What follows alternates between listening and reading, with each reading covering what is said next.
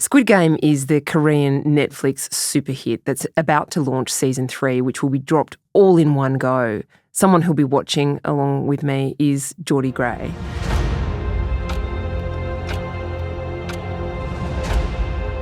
세상이 참 불공평해요.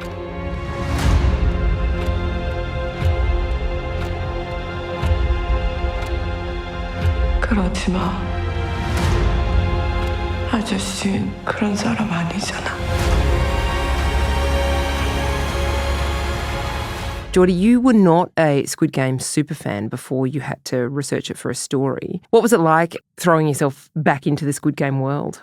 Intense and grim. I did forget how, extraordinarily violent this show is, so I did watch a lot of it through my fingers. But I do think it's a very strong ending to such a massive series. 왜 나만 살려둔 거야? 왜 날 안 죽였어? 대답해! 이유가 뭐야? 왜 나만 살려둔 거야? 왜? And so is class, do you think, the kind of main driving force in this story? Is that really what it's about? I think season 3 is a natural extension of the themes of season 2 and its focus on tribalism, the idea of us versus them and the tensions that come with that.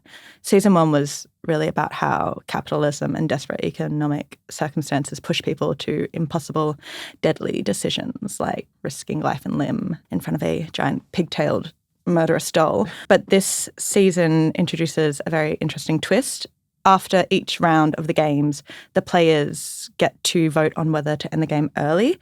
It divides them into clear camps, one side driven by the hope that they can win it all, and the other side terrified that not quitting means certain death for everyone. But instead of walking away empty-handed, if the game ends prematurely, they split the prize money evenly, which is kind of a classic game show dilemma, but in the hands of Squid Game's director becomes a really intense and uncomfortable, social experiment. The hero is Gi-han, a man in Seoul who's in financial trouble and finds himself kind of drawn into this opportunity to win some money and settle his debts.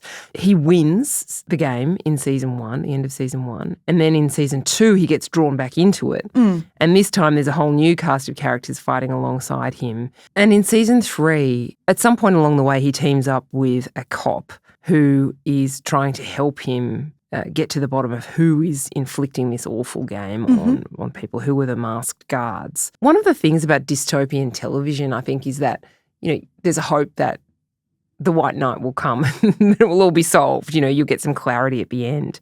Do you feel like Squid Game is going there, or is it just going to be quite dystopian right through to the end, do you think? Recently there's kind of been an interest in the sort of eat the rich, kill the rich television, and it has that anger, but it doesn't really offer any answers.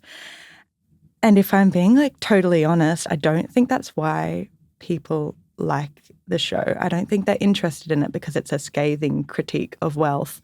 Just like people aren't interested in The White Lotus. They want to just see rich people tear each other apart.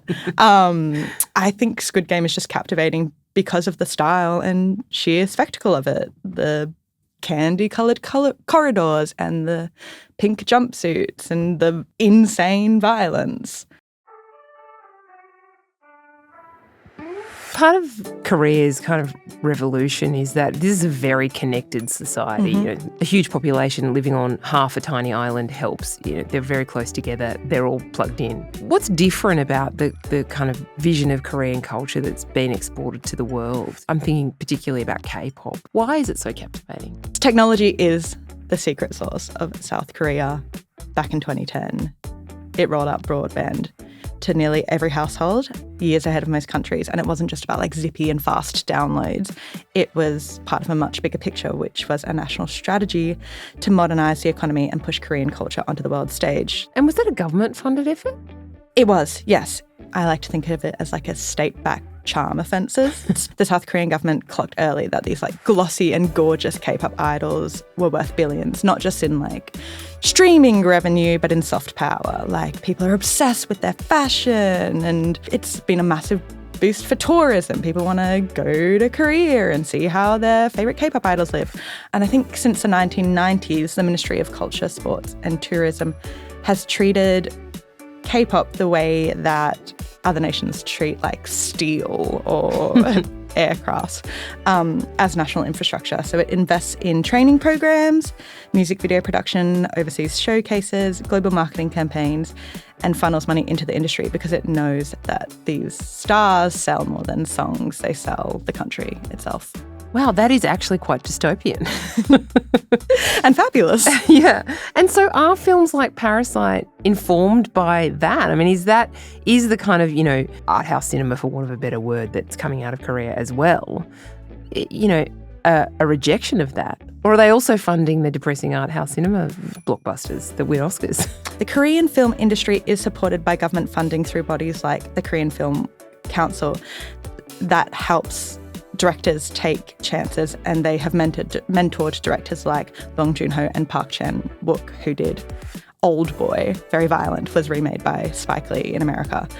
But these, auteurs that mix irony and social critique without sort of worrying about global palatability, which I think has actually benefited the Korean government because most Hollywood movies don't have anything to say. Well, we're in the Marvel era, aren't we? Mm-hmm. That's the backdrop to these kinds of films. So are they stepping into a sort of ideas void that Hollywood's created? I think so, yes. Hollywood is terrified of risk and obsessed with pre-sold franchises. As we know, it has spent the past 2 decades, like post-Iron Man, doubling down on superheroes, Disney live-action remakes, sequels, reboots, yada, yada, yada, yada, because they know that original ideas do not guarantee global return.